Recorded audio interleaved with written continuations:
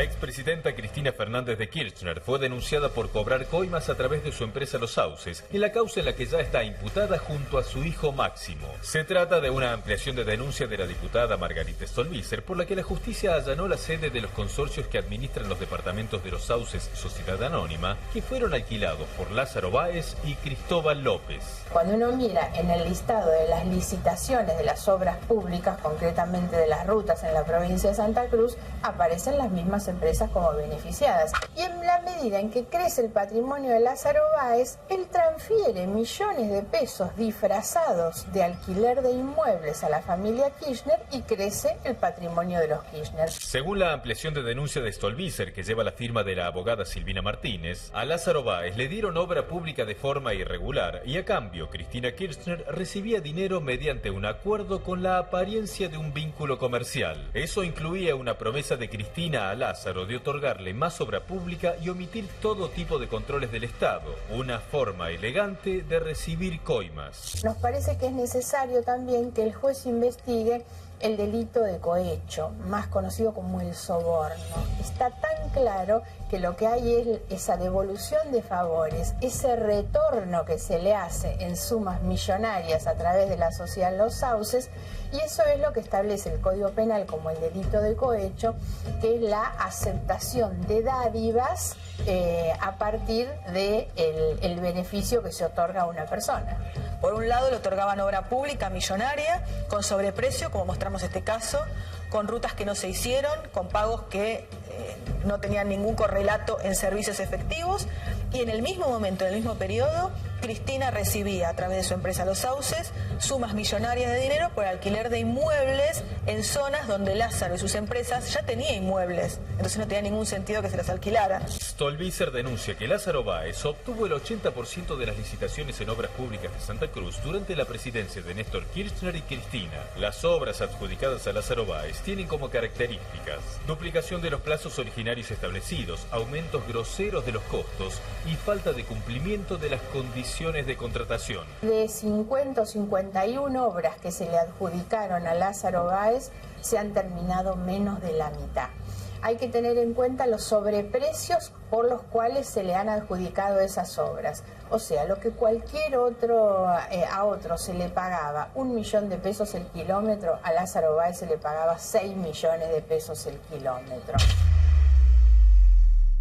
¿Cómo va el partido en Comodoro Pi? En los tribunales federales se está jugando un partido, casi uno puede decir que es un campeonato, porque en cada juzgado hay una parte de este rompecabezas donde se dirime nada menos que el futuro político de Cristina Fernández de Kirchner y uno puede decir también del kirchnerismo. Recién ustedes veían una síntesis de cómo está planteada la ampliación de denuncia de Margarita Stolbizer. Margarita Stolbizer pidió una ampliación de denuncia y pidió que se la procese también a Cristina por coimas. Yo la semana pasada le decía que, bueno, que tal como venía perfilado la causa de Los Sauces, era para dádivas, ¿no? O sea, bueno, lo mismo que llevó a Jaime a una condena, haber cobrado cosas indebidas, ¿sí? Y por ahí va la ampliación de denuncia de Stolbizer. Todavía el fiscal no tomó esa parte de lo que dice Stolbizer. A ver, es denuncia, el fiscal puede imputar o ampliar la imputación y después el juez define cómo instruye la causa. Digo, son pasos que hay que tener en cuenta. No todo lo que aparece en los titulares de los diarios o de los portales de noticias es de igual relevancia, ¿sí? Cuando una cosa es que lo denuncien, otra cosa es que el fiscal le dé bola y otra cosa es que el juez le dé bola al fiscal, para decirlo en criollo. Desde ese punto de vista, lo que dice Stolbizer es que en Santa Cruz hay una cantidad de obras como esta, por la cual Lázaro habría cobrado alrededor de 2.345 millones de pesos para una ruta de 200 kilómetros, cosa que no cierra por ningún lado y en ningún estándar internacional de construcción de ruta, autopista, ni nada que se le parezca, con el agravante que está sin terminar y que es más o menos una ruta de ripio, digamos, una cosa muy berreta la que hay en Santa Cruz, ¿sí? La ruta provincial número 47, que une la ruta 3 con Puerto Deseado. Este es un costado del partido. El otro costado del partido empezó a jugarse la semana pasada, cuando Lázaro Báez se presenta ante el juez Casanelo y dice, ¿cómo no? Ustedes dicen que nosotros cobramos sobreprecios.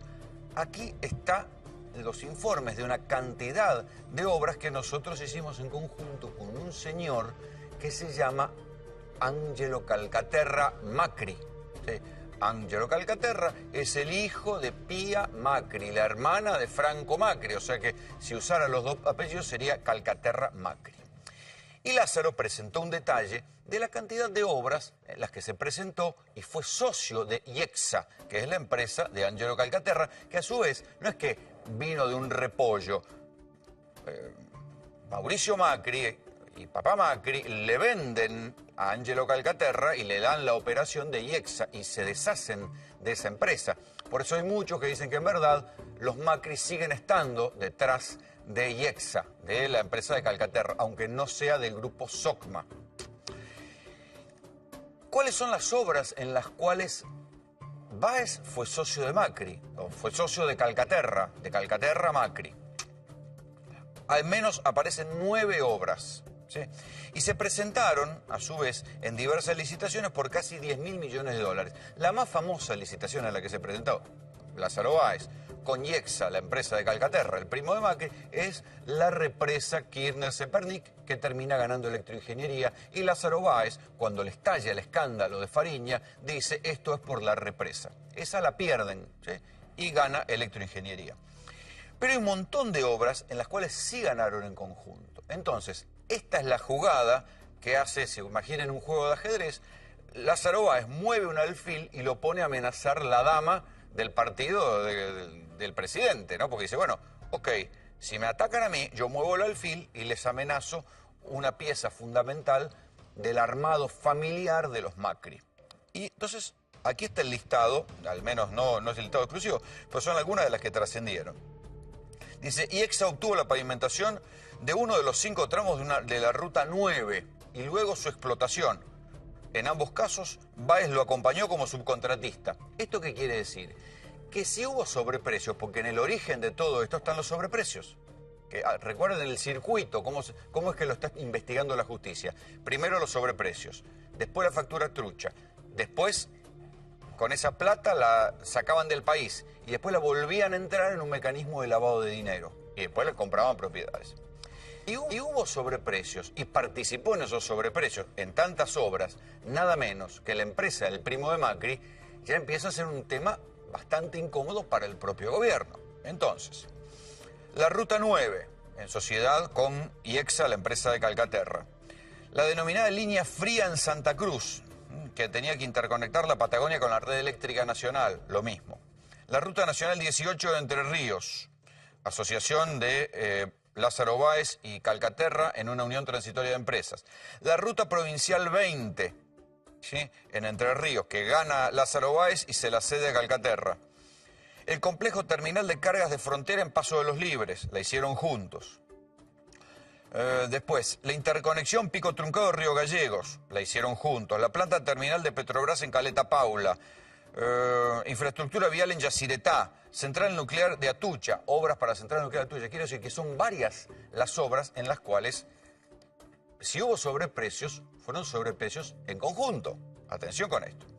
El otro detalle que utiliza el kirchnerismo ahora para discutir es que la cantidad de obras nacionales, o sea, que daba el gobierno nacional, o sea, Néstor o Cristina, eran las que se le dieron a Lázaro Báez, fueron solamente por 1.019 millones de pesos. Presten atención a estas cifras. Yo sé que puede ser complicado, pero lo que dice el informe oficial, un informe oficial que en un momento dado, una de las pocas veces que habló Cristina de Lázaro Báez, presentó este informe donde decía que Lázaro Báez era el 11º y que no había sido muy favorecido.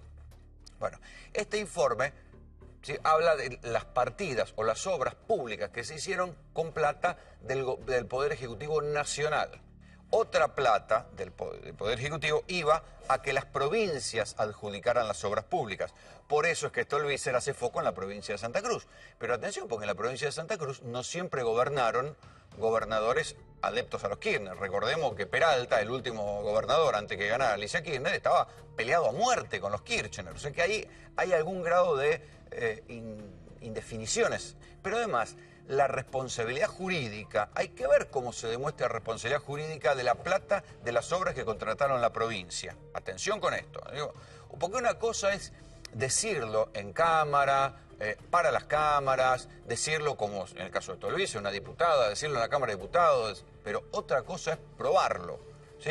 Una cosa es decir que el gobierno nacional pagó una obra a Lázaro Báez y otra cosa es si la pagó la provincia. Atención, porque eso después se va a dirimir en los tribunales. Cuidado con esto. Ahí viene otro partido. Después está el partido propiamente del tecnicismo jurídico, porque recuerden que a Bonadío, que es el que está instruyendo la causa de los sauces, le sacaron la causa Otesur. ¿Y qué están pidiendo los abogados de Cristina? Que también le saquen la causa de los sauces y la unifiquen con Otesur, porque al fin y al cabo sería el mismo modus operandi. Dicen que Cristina y su empresa alquilaban los hoteles y alquilaban los lotes y sería el mismo entramado, porque al fin y al cabo en las dos causas aparece un hotel por un lado y otras propiedades, pero aparecen los empresarios Lázaro Báez y Cristóbal López alquilando esos lugares, y que las causas deberían ser unificadas, todo para sacarse la Bonadío, que es el tipo que va con el cuchillo entre los dientes contra Cristina. Pero el partido se complica mucho más todavía, porque tengan en cuenta que la semana pasada, en silencio, muy en silencio, quedaron procesados varios funcionarios del PRO por la causa dólar futuro. Recuerden que la causa dólar futuro fue la causa por la cual a Cristina la llevaron a declarar con la primera imputación, Bonadío se colgó la medalla, el kirchnerismo hizo de esto un acto público, con no sé cuánta gente ahí frente a Comodoro Pi. Bueno, la taba se dio vuelta, se abrió otra causa y ahora quedaron imputados, ¿sí? Imputados, vale decir que van a ser investigados por la operatoria de dólar futuro. Claro, era algo de sentido común, los que ganaron plata con el dólar futuro, porque una cosa es los que firmaron el decreto o firmaron el presidente del Banco Central, Axel Kicillof, los que estuvieron en la responsabilidad política, pero nadie dice que ellos hayan lucrado con ese dólar futuro. Pero hay gente que sí hizo mucha guita con el dólar futuro, y entre ellos aparecen, atención con esto,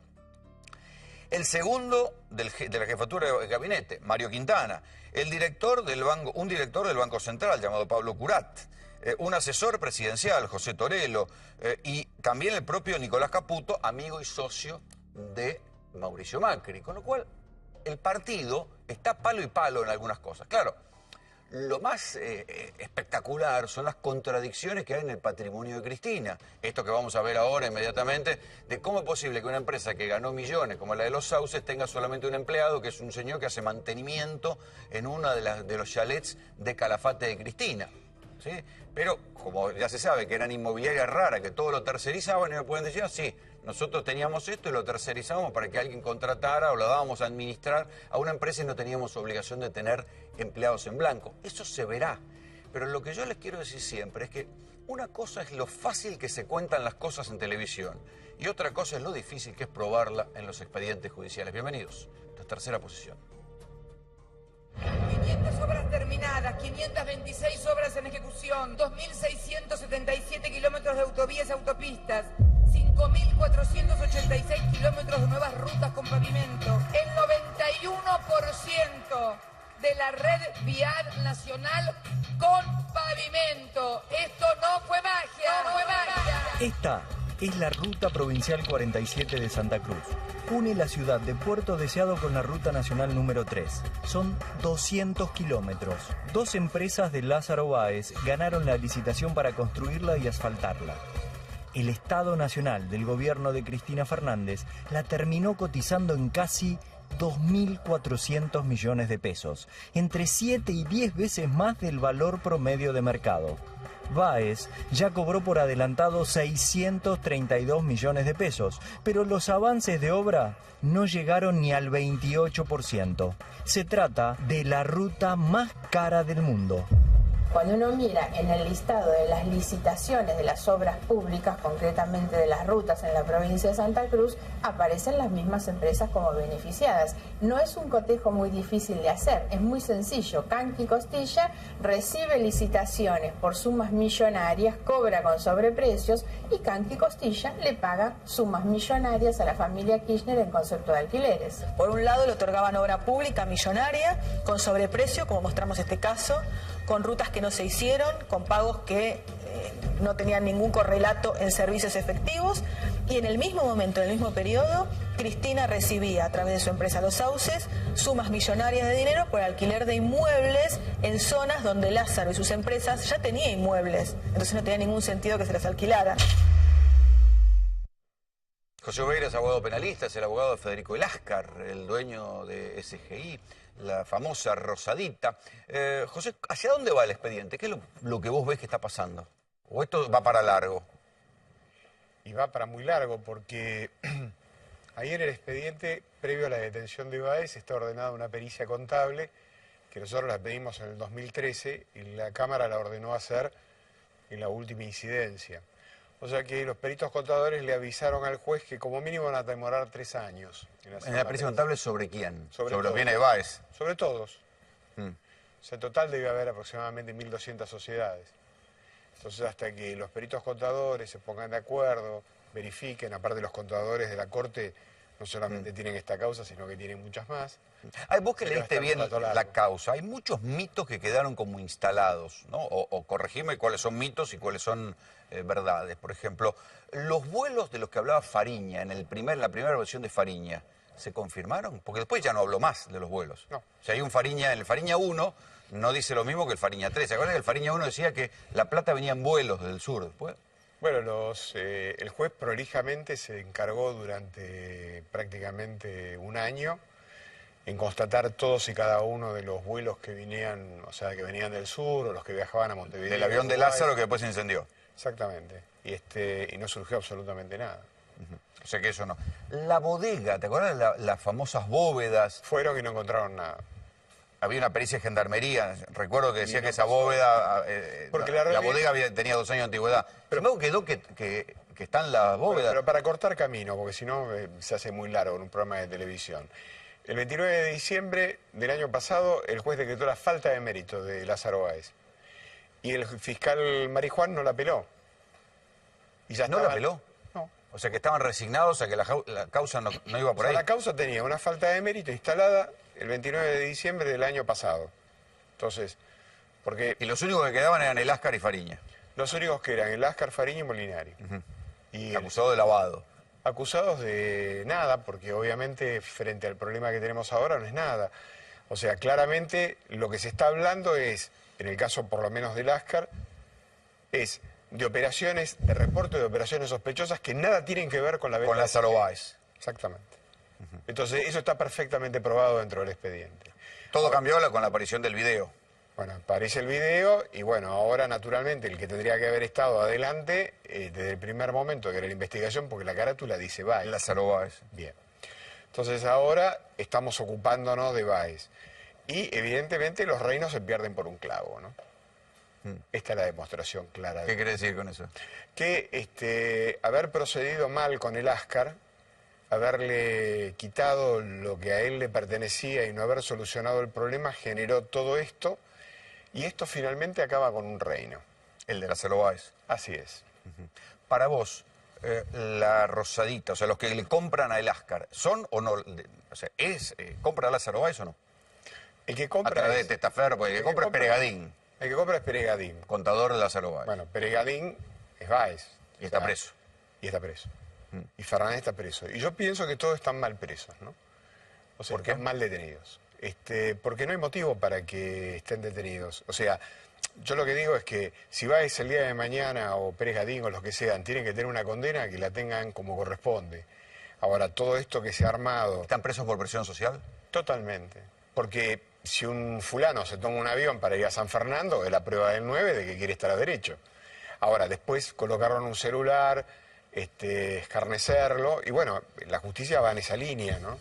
El mismo presidente de la Corte Suprema de la Nación, el mismo día que estaban deteniendo a Báez, salió de una reunión y dijo que había que poner fin a la impunidad. O sea que claramente la presión Bajó el social... martillo ahí. La presión social ha llegado a todos los niveles. Ahora, dicho esto, ¿es la justicia que yo pretendo para mi país? No. O sea, yo quiero que la gente vaya al juicio, que se defienda, y después, bueno, le dan 10 años y que los cumpla de punta a punta. Mirado de afuera, porque vos en la práctica no sos defensor de Lázaro Báez. Todo lo Los contrario. allanamientos en Santa Cruz, las excavaciones, la búsqueda, ¿te parece que sirve para algo? sea, ¿te parece que de ahí han salido pruebas? La pregunta del millón es la siguiente. Si yo voy a trabajar una causa por lavado de dinero y teóricamente los activos están siendo investigados, pregunta, en 3 años, ¿esos activos no estuvieron a la vista, no se sabían, no se produjeron y ahora vamos a ir al sur a chupar frío, como pasó, y a traer poco y nada de relevante? Porque si encontramos $90.000 en la casa de Báez, lo que tenemos que hacer es ir a casa y apagar la luz. José, en la última entrevista que dio el Ascar dijo que Cristina es la principal lavadora de plata. ¿Por qué? Porque el Ascar está enojado, el Ascar le pasaron muchas cosas malas. ¿Pero qué quiere decir que está enojado? ¿Que Y no es está cierto? enojado. Yo personalmente no comparto nada esto que dice el Ascar. Y cuando la gente me dice, bueno, pues usted es el abogado del Ascar, claro, pero yo no soy el papá del Ascar. O sea, el Ascar puede pensar lo que le parezca y yo pienso lo que me parece. A mí me parece... Además, lo que digo siempre, una cosa es lo que probás en el expediente, otra cosa es lo que puede decir en cámara. Y aparte, una cosa es el enojo y estas causas están todas muy armadas también con un chamullo mistongo, que es que claramente acá hay un enfrentamiento político que se utiliza como a Báez como gran figura para poder acceder a la presidenta. O sea, para mí personalmente creo que el postre o el premio mayor es tratar de alguna manera de involucrar a la Cristina. Ahora, si nosotros lo que queremos es que los procesos judiciales transcurran razonablemente, no me pueden colocar como amicus curiae del tribunal a Margarita Stolbizer. ¿El Ascar en el expediente la involucra a Cristina o no? No, pero a ver... Aunque lo diga, es como un opinólogo ahí, no tiene eso, relación directa. Saquemos la opinión y saquemos los sentimientos y las cosas personales. Hablemos de un muchacho de 25 años que en el día de hoy, ahora, viniendo para acá, le acaban de certificar que evidentemente tiene una síntesis de no proteína en el cerebro y tiene un tratamiento complicadísimo que viene de futuro y que le ha llevado a una serie de cuestiones gravísimas en su salud, ¿no? Que al principio decían que yo lo sustraía con un certificado médico. O sea, el Ascar no está pasando el mejor momento de su vida y él se lo atribuye, el comienzo de su desgracia, a todo esto que pasó cuando produjo el tema de la venta de CGI. Quiero que veamos juntos la nota sobre lo que está denunciando Stolbizer, ¿no? Por otra parte, en otra causa, pero que en algún punto pueden confluir. El único empleado de la inmobiliaria de Cristina. Los Sauces es una finca patagónica de 4 hectáreas con vistas al lago argentino. Ofrece lujosos servicios de 5 estrellas y se encuentra en un espectacular entorno natural. ¿Cuántos días deberán pasar? ¿Cuántas horas más tendremos que esperar? El empleado del mes y del año, Ramón Ángel Díaz. No, ese no. Un jubilado de 68 años que vive en Río Gallegos sería el único empleado de la firma Los Sauces, la empresa que facturó millones por la administración de varias propiedades de Cristina Kirchner. Según la denuncia que Margarita Stolbizer ampliará ante la justicia, la empresa que llevaba los papeles de 8 propiedades en Puerto Maderos, Río Gallegos y el Calafate pertenecientes a la ex familia presidencial, tiene registrado solo un empleado que es jubilado y que además realizaría tareas de mantenimiento en la casa de Cristina Kirchner. La operatoria por la cual las empresas de Cristina Kirchner, de la familia Kirchner, recibían pagos millonarios de las empresas de Báez, en el caso de Otesur era a través del formato de alquiler de habitaciones en los hoteles y la sociedad Los Sauces se alimentaba del pago de alquileres de inmuebles. Los Sauces es una de las 3 causas por las que es investigada la exmandataria. Otesur y Dólar Futuro siguen su curso en tribunales. Mientras tanto, el fiscal Carlos Rívolo se encuentra investigando por qué esta empresa que administraba millones de pesos pagaba los aportes de un solo empleado. Me pueden citar 20 veces más.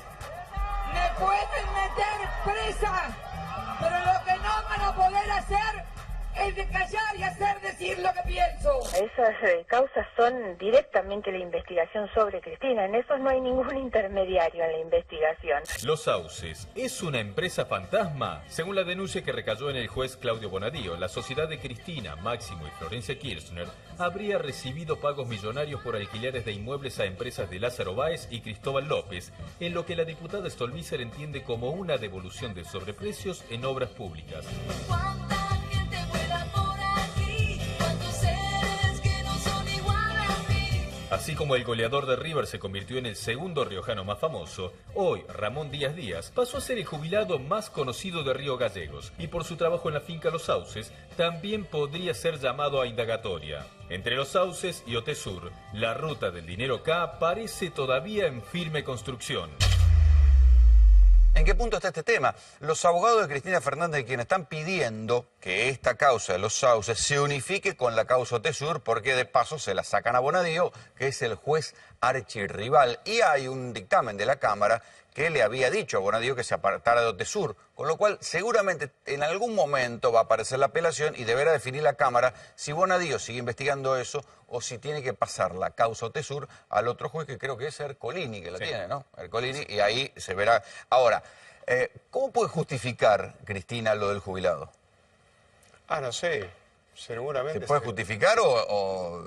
Yo tengo una visión sobre el tema que es así. Yo creo que Cristina Fernández de Kirchner, de todos estos temas, le pasaba como a mi mamá, que tampoco sabía mucho qué era lo que hacía mi papá. Porque ella se dedicó a otra cuestión. A mí me parece que cuando el marido de uno fallece, uno hereda, en este caso particular, la condición política de que dejó su marido. Y también hereda una cantidad de negocios, situaciones y gente que yo creo que, en el caso de Cristina Fernández, creo que debe estar a 1.000.000 de kilómetros de querer estar al lado de Báez. Ahora, el statu quo de la situación es esta. A mí la verdad que no me sorprende porque el capitalismo es transversal absolutamente a todos los partidos políticos.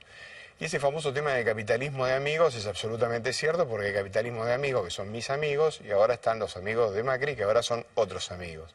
En el medio estamos Graña y yo. Que nunca agarramos nada. Que no agarramos un fútbol. Pero los que están de cualquiera de los dos lados utilizan de alguna manera toda esa estructura económica fundamentalmente para darle basamento a su propio poder. Ahora, a mí me parece que el señor Pinedo, cuando decidió politizar el dólar futuro, se pegó un tiro en el pie. Bueno, ahora le vino la autorización por los funcionarios del PRO. Y con esto va a pasar exactamente lo mismo, porque yo sé positivamente que cuando toda esta presión salte, y todo esto, como vos bien editorializabas hace un momento, salga a la luz, se verá que los negocios son transversales a los dos partidos políticos, al que se fue y al que está. Las sociedades esas de Nevada que iban a venir, que eran atribuidas a Lázaro Báez, que estaban en el expediente, que en cualquier momento entraban en el expediente Casani, ¿lo entraron alguna vez? Que yo sepa, no.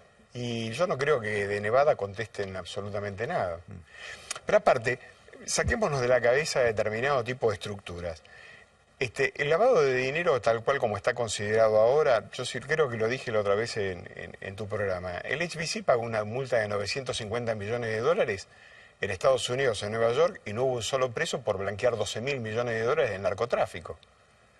O sea, los narcotraficantes mexicanos tenían un drop para tirar la plata que tenía exactamente la estructura de la ventanilla del HBC. Y franquearon 3 leyes federales norteamericanas de comerciar con el enemigo: Arabia Saudita, Al-Qaeda e Irán. Entonces, en verdad, yo no digo de que las cosas estén mal o bien, digo que hay que bajarle la espuma, hay que ver qué es lo que se puede probar, hay que ver lo que queda. Hay que ver qué es lo que queda. Y este cociente de todo esto que estamos viendo ahora lo vamos a ver seguramente dentro de 2 o 3 años, cuando lleguemos a un juicio oral. Y lo que es peor es que en el medio del humo de un campo de batalla no se puede hacer justicia. José, muchas gracias por venir. Faltamos. Susana Trimarco hace poco fue conminada por el gobierno nacional a devolver 2 terrenos en los cuales iba a construir un jardín de infantes. A partir de ahí hubo mucha polémica sobre realmente cuál había sido su cercanía al kirchnerismo y qué iba a pasar con la tarea de Susana Trimarco rescatando mujeres afectadas por la trata en este gobierno. Susana Trimarco es la referente más importante de nuestro país en la lucha contra la trata de personas. Yo me recorrí todo el país buscando a mi hija y encontré a muchísimas chicas que estuvieron en la misma situación que Marita, que Otoño, que Fernandita. Son tantas las chicas. Hoy se siente perseguida porque el gobierno nacional la intimó a que devuelva 2 terrenos que le había cedido la administración de Cristina Fernández de Kirchner. Pedí una audiencia con el nuevo secretario de Obras Públicas. Entonces, cuando él empezó a mirar los papeles, me dijo: no, esto es todo trucho. Y yo me enojé, porque le digo: ¿cómo todo trucho? Yo no soy ninguna trucha. Trimarco se había comprometido a hacer un centro de desarrollo materno-infantil El proyecto nunca se concretó y la fundación no presentó un plan de obras. El otro terreno cedido a Trimarco se iba a usar para el desarrollo de un proyecto de viviendas sociales para víctimas de la trata de personas y violencia de género. Y me dice, ¿por qué no he empezado la obra? ¿Y cómo voy a empezar la obra si fue en diciembre? Enero es un día muerto. A la madre de Marita Verón también se le pidió que rinda cuentas por el dinero que recibió en subsidios. En el año 2009 recibió 318.946 pesos. En 2010 le otorgaron 448.102 pesos. Esos fondos aumentaron en 2012 a 1.200.000 pesos. El gran salto se dio al año siguiente, en 2013, cuando la Fundación de Trimarco recibió 4.005.620 pesos. En 2014 percibió 9.250.000 y al año siguiente el crecimiento fue exponencial. En 2015 la administración de Cristina Fernández de Kirchner le entregó a Trimarco 23.330.348 pesos. ¿Qué argumento entonces le da el funcionario para decirle que es trucho todo? ¿Cuál es el argumento? ¿Con qué Yo pruebas no le dice sé, usted porque eso? la verdad que yo no soy, yo como madre, de mi lugar de madre, trato de ser honesta, mejor persona, no corrupta, porque a mí me maltrataron, a mí me arrancaron mi hija estos mafiosos corruptos, y yo descubrí que de esto está la complicidad del poder político, judicial y policial. Claro, cuando salió la noticia, muchos de nosotros nos quedamos sorprendidos. Yo conozco a Susana Trimarco hace más de 10 años y conozco el trabajo de su fundación y la verdad quería que viniera aquí a Tercera Posición para poder preguntarles acerca de estas cosas. ¿Devolviste los terrenos que te estaban pidiendo? Sí, ya uno de los terrenos donde se iban a hacer las casas, las casitas para las chicas, ya lo devolví. Ya fui a firmar en una escribanía, entregué todos los papeles. Falta lo del hospital militar. O sea que eran dos terrenos separados. Eran dos terrenos separados. En uno era a donde se iban a hacer las viviendas para las chicas, que es la continuación de un barrio que ya viven las chicas, víctimas de trata y mujeres que estuvieron en situación de prostitución. A ver, a veces hay que aclarar algunas cosas. Cuando uno rescata a una mujer de una situación de trata, no es un contexto sencillo. Yo lo aprendí visitándola a Susana en Tucumán. ¿Por qué? Porque siempre detrás de cada prostituta siempre hay chicos, siempre hay hijos que han tenido y que están dispersos por el país. Hay proxenetas que las quieren venir a buscar para volver a meterlas en las redes de trata. O al que sea, hay tipos que se quieren vengar de ellas y hay que protegerlas de alguna manera y sobre todo hay que darle algún grado de contención. No es solamente rescatarla. Rescatarla es un paso importante porque vos la sacás a las víctimas de esa trampa, ¿no? De cómo ahí la hacen trabajar, las drogan, las violan, las explotan. Y la droga para que duerman y le dan cocaína para que estén contentas. Claro, 40 tipos que pasan por noche, que se amanecen y todo ese dinero gana el proxeneta, no la víctima. ¿Qué necesitan las chicas después de que las rescatas? Y necesitan contención, apoyo psicológico, social. Trabajo.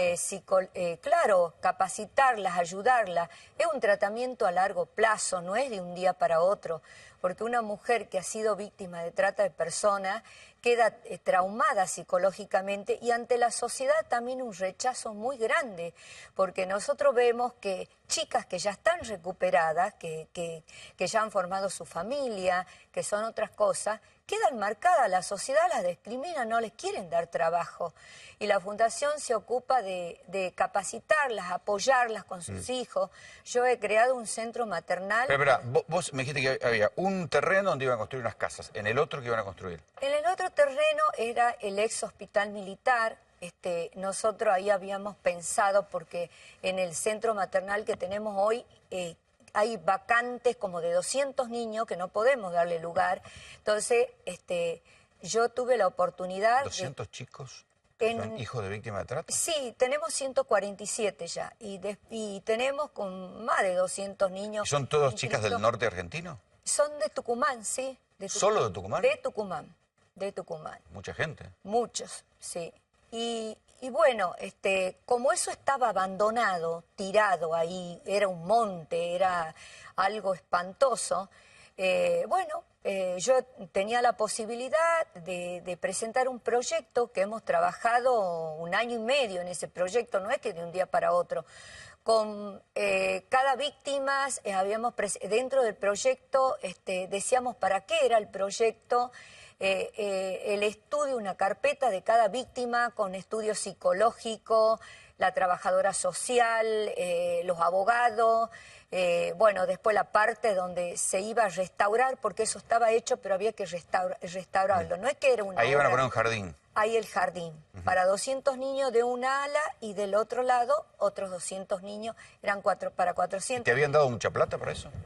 No, la obra salía 27 millones de pesos, pero constaba las 2 alas esas, un complejo deportivo, por otro lado una casa hogar para las mujeres, viste, que sufren violencia de género, que en Tucumán no hay dónde alojarlas, que nosotros la tenemos que tener en nuestro hogar, que es chico, para víctimas de trata, le damos muchas veces espacio ahí. Y después la otra parte era un centro de salud mental. Todo eso salía 27 millones de pesos. La gente del gobierno anterior nos demoraron mucho, íbamos, volvíamos, corrijan esto, hagan esto, demoraron. A última hora, en diciembre, aprueban, digamos, los primeros días de diciembre el proyecto y nos hacen un desembolso de 5 millones de pesos.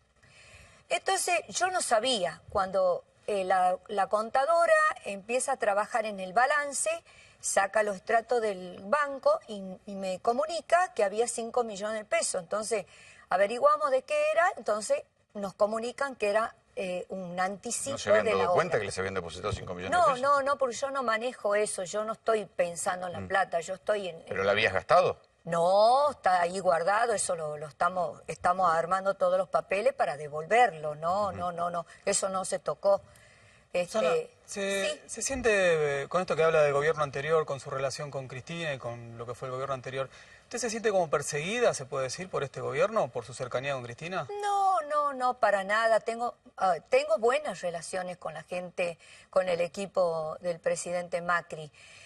Lo que me están cuestionando son políticos tucumanos que hoy están, que son de mi propia provincia, que estaban a 2 cuadras de la fundación y nunca se llegaron a la fundación a saber cuántas víctimas tenemos, cuántas causas, qué es lo que hacemos, en cómo las asistimos a las víctimas, si les damos comida, ropa, zapatillas, todo el trabajo que hacemos, nunca fueron.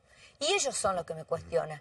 ¿Vos seguís recibiendo subsidios del gobierno nacional? Sí, por supuesto. ¿No te los cortaron? Del año pasado... Solo te cuestionan la plata que iba para esos 2 proyectos. Claro, sí, me cuestionan eso y que ya lo estamos devolviendo, se lo vamos a devolver, porque verdaderamente si el presidente ha decidido de hacer ello la obra, perfecto, me parece buenísimo. ¿Qué van a hacer ahí?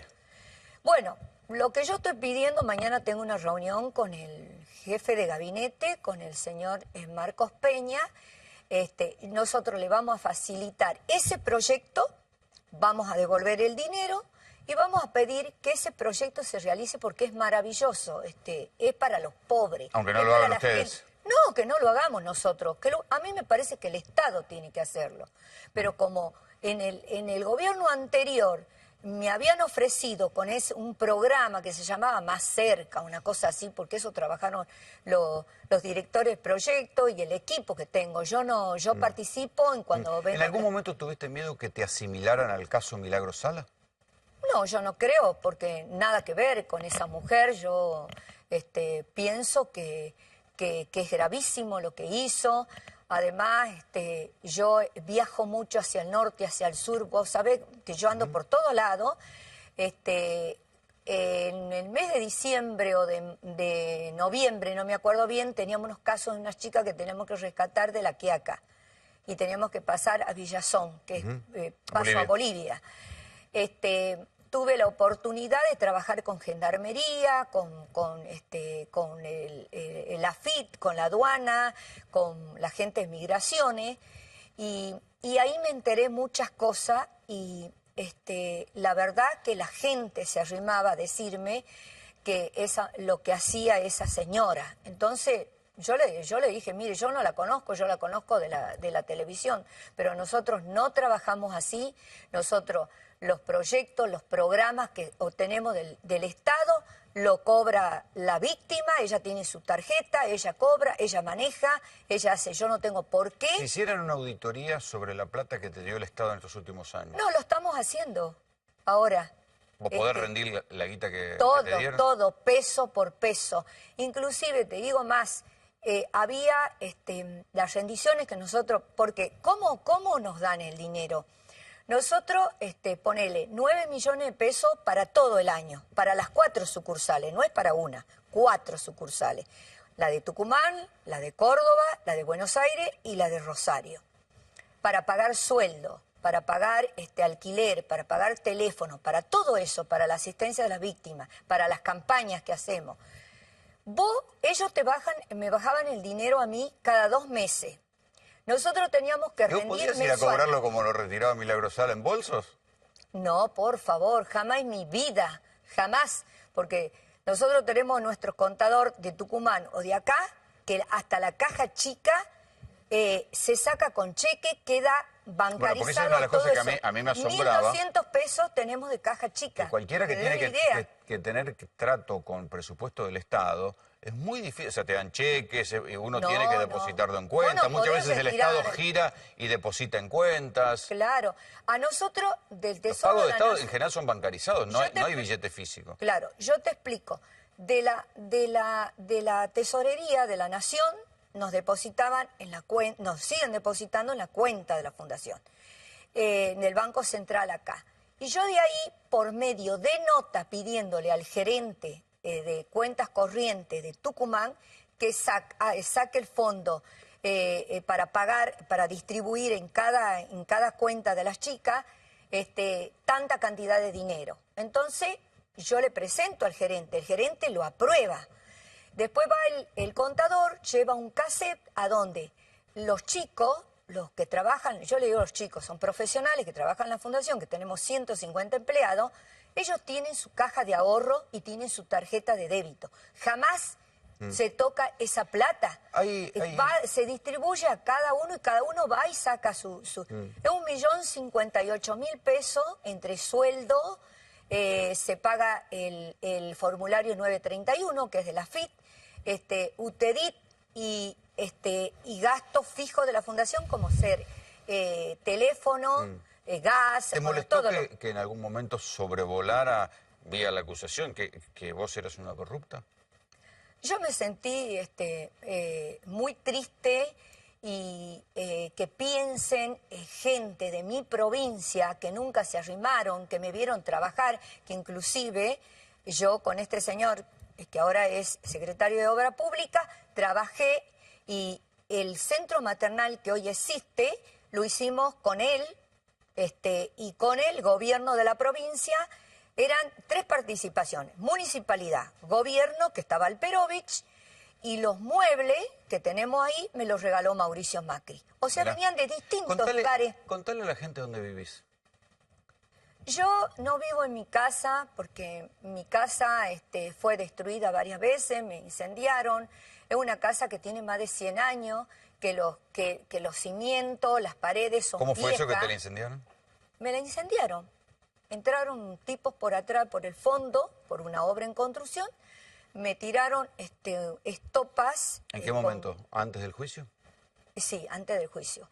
Con querosén, yo tenía un techo que era todo de chapa de plástico, no sé cómo le llaman ese material, y se empezó a calentar eso, empezó a prender fuego y se me incendió la casa.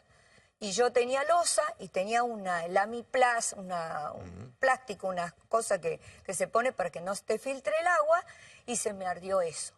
Entonces, yo estaba acá en Buenos Aires, Micaelita estaba con la empleada, y vinieron los bomberos y bueno, y pasó lo que pasó. La arreglé un poco, seguí viviendo ahí, y volvieron a intentar hacerme lo mismo, caminando tipos por el techo y qué sé yo. Por eso es que yo estoy con custodia de Gendarmería y de la policía. ¿Y qué pasó con Micaela? Con Micaela, cuando yo vine una vez a Buenos Aires, nos teníamos que juntar en Córdoba, porque yo voy a trabajar también en la Fundación de Córdoba. Había un evento para hacer promociones sobre la trata de personas, campañas, digamos. Entonces, A ver, nosotros hablamos porque nos conocemos hace mucho. Micaela es la hija de Marita Perón. de mi hija, sí. Entonces, cuando venía Micaela de Tucumán a Córdoba, intentaron de secuestrarla a Mica, los mismos gendarmes que hacían guardia en mi casa, cuidaban a Rubén La Chancha Ale en el sanatorio cuando estaba preso.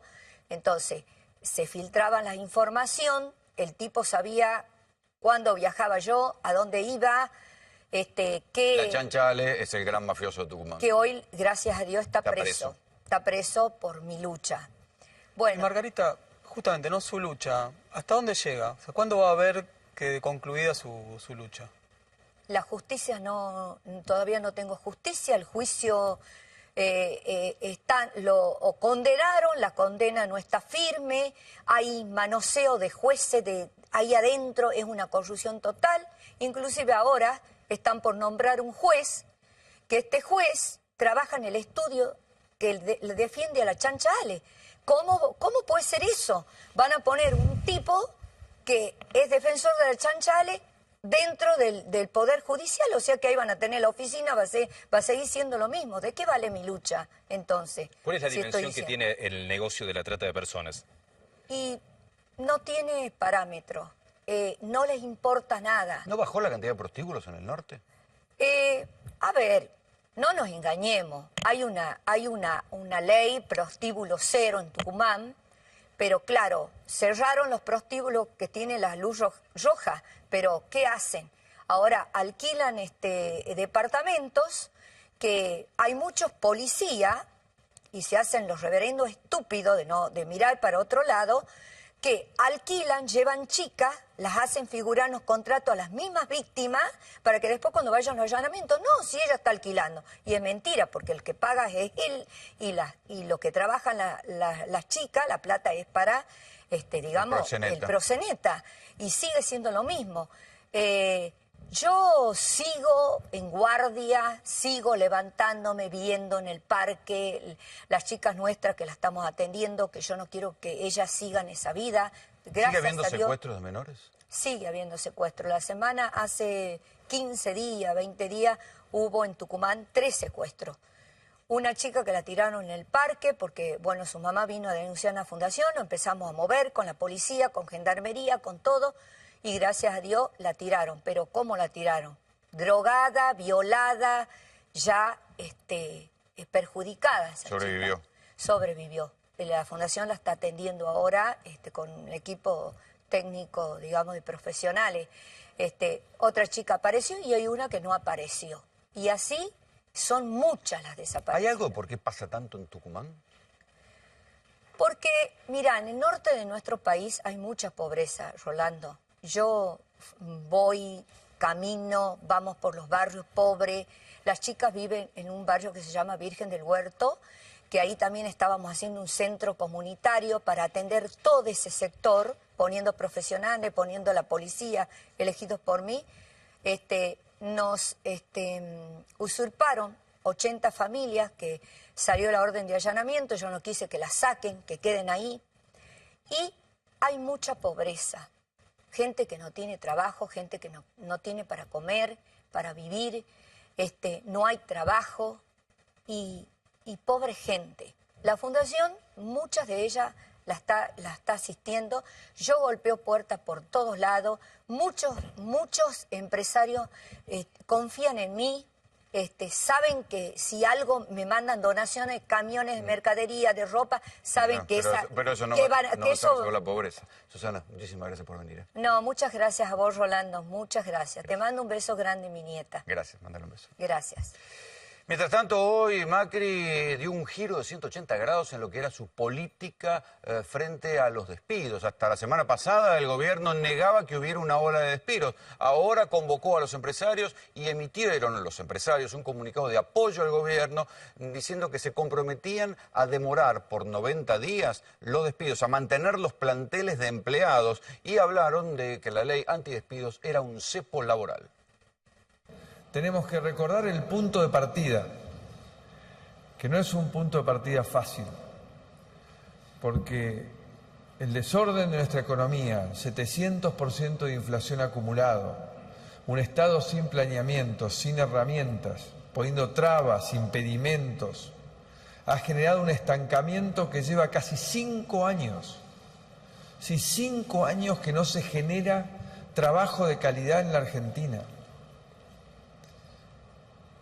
Tenemos 3 millones de argentinos que están en situación laboral precaria.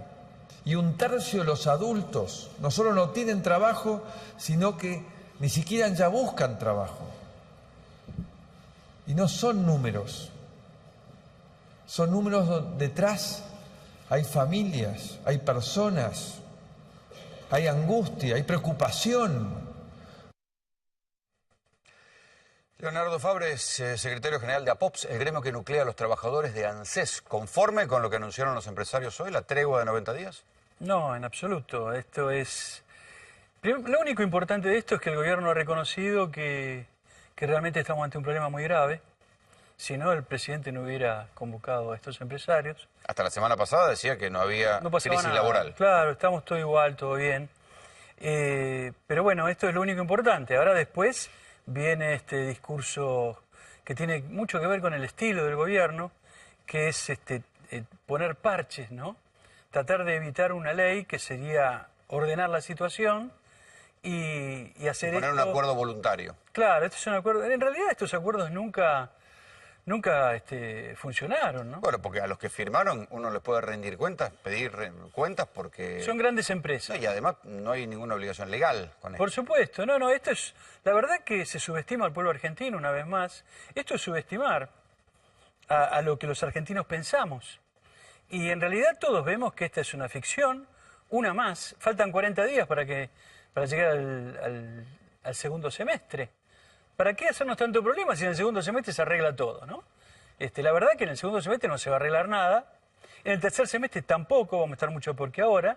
Este es un proceso económico que sabemos cómo termina. Hemos tenido otras experiencias. ¿Cuál es el grado de preocupación que hay en las centrales sindicales que ahora van en camino a una cuasi unidad? Los dirigentes que fueron no firmaron absolutamente nada. Ni dieron la cara. Ni acordaron nada, ¿eh? Así que porque yo vi que por ahí se dijo que era una reunión de empresarios y sindicalistas. En absoluto.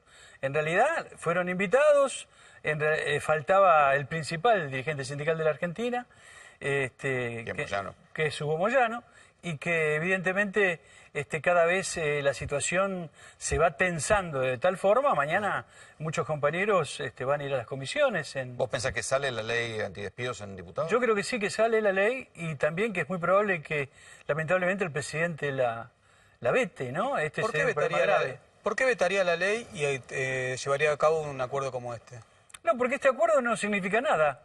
Este acuerdo es una mentira más. Es como si el gobierno siguiera en campaña mintiendo. Y esta es una mentira más, subestimando al pueblo. En realidad, si se quiere hacer esto, si esta intención realmente se quiere materializar, bueno, ahí está el Poder Legislativo. Hay un detalle interesante, es que en ningún momento se compromete el propio Estado, que es uno de los mayores empleadores, también a cesar los despidos. Exactamente. Los despidos continúan a cuentagotas. Total, así se nota un poco menos. Hubo despidos en la ANSES la semana pasada. Hubo despidos para el personal jerárquico del gobierno anterior, digamos, y claro, hay en ANSES... ¿Eran ñoquis o eran cargos políticos? Eran cargos políticos, pero en algunos casos eran personas que trabajaban como cualquier otro, y en otros casos, muchos casos, hacían un clientelismo electoral del que ya sabemos que se hacía, que no está mal ni bien, pero no se debería hacer desde el Estado. Entonces, la grieta que existe en la sociedad argentina también existe entre los trabajadores de ANSES, y hay muchos trabajadores que no quieren defender a estos exgerentes que estuvieron carnereando un plan de lucha que el año pasado hicimos por el impuesto a las ganancias. Leonardo, muchas gracias por venir. Gracias a vos. Así nos vamos. Esto fue... Buenas noches.